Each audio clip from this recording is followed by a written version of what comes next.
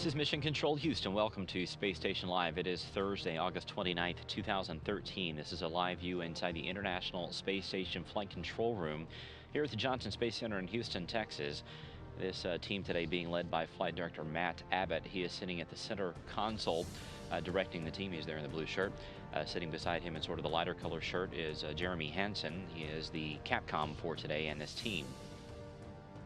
Up on board the space station, we've got Expedition 36. The commander is Pavel Vinogradov. He is there second from the left. On the far left is Alexander Mazurkin. There in the back is Chris Cassidy. Beside him is Luca Parmitano from the European Space Agency. There in the front is Fyodor Yurchikhin. And on the far right-hand side is NASA astronaut Karen Nyberg. The crew is very busy today on board the space station itself.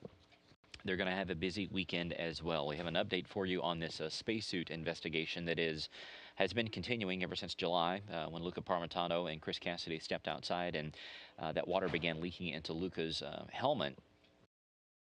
There was a checkup that happened earlier this week where they basically recreated the problem. So what they're going to do is actually ask the crew to go ahead and swap out this water relief valve that is one of the suspects inside the suit. That will take place this weekend. What they will do after that is test out the suit once again. What this amounts to is basically just turning on the suit as if it were about to go out the door. Of course, Luca will not be on the inside of it, but that does allow them to verify whether the problem exists or not. So they will swap out that water relief valve, turn on the suit once again, check it out, see if that resolves the issue, and then they will remove and replace what is known as the gas trap. This is another piece of equipment inside the suit, and then we'll see where we're at. So again, that should take place on Saturday. All three of those tasks are going to be done by the crew. Karen Nyberg is actually already gathering the tools for that today. Of course, we will have an update for you on Monday as this activity continues to see if we can solve this issue with this specific spacesuit that Luca Parmitano did wear back in July. Chris Cassidy today also working with Robonaut. He has been doing some teleoperations with it. Basically, he puts on some virtual reality gear, some VR gear, and commands Robonaut through some paces, basically controlling the robot himself. Robonaut can be controlled by the ground controllers here in Houston, or the crew itself can do it. So Cassidy was checking that out today, and everything went according to plan.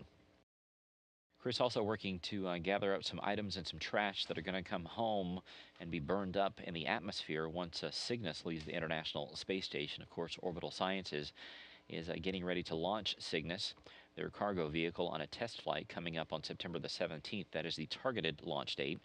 Launch time should be about 10:16 a.m. Central Time or 11:16 a.m. Eastern Time. If Orbital is able to launch Cygnus on that day, it should lead to a rendezvous on September the 22nd with the International Space Station, when Luca and Karen will use the station's robotic arm to reach out and grab onto Cygnus and install it on the bottom side of the Harmony node.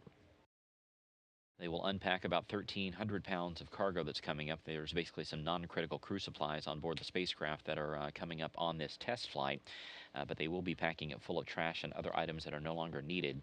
And at the end of about a month up on board the space station, Cygnus will be undocked and be sent into a destructive re-entry. So Chris is working today to gather up some of those items.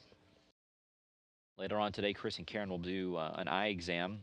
What this is taking a look at this phenomena that some of the astronauts have seen on board, where their vision gets a bit degraded. Their eyes do change a bit while they're up there. So this new vision test is something that the crew members do while they're up there to see if they can figure out exactly what could be causing this recent issue that they've seen with some of the astronauts, and to determine what could possibly be causing it.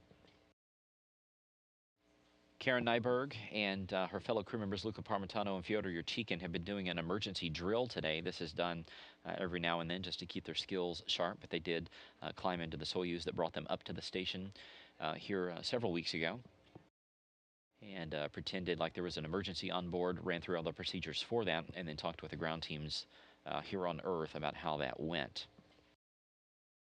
Alexander Mazurkin and Fyodor Yurchikhin have been continuing today to put up the tools that they used during their two spacewalks that happened last week and the week before. There's quite a bit of equipment that they needed for those spacewalks as they stepped outside and completed all their different tasks, including installing a rotating platform that'll be used for an upcoming telescope, and also preparing the station for the arrival of the upcoming MLM module that will come up to the station here several months from now. So they're just gathering up the items that they had during that spacewalk and all the different tools and putting them back into the toolboxes on board the space station. Also, Vinogradov and Cassidy and Mazurkin getting ready to wrap up their time aboard the International Space Station. This crew is due to come home to Earth the evening of September the 10th. They each have some packing up time that will take place today.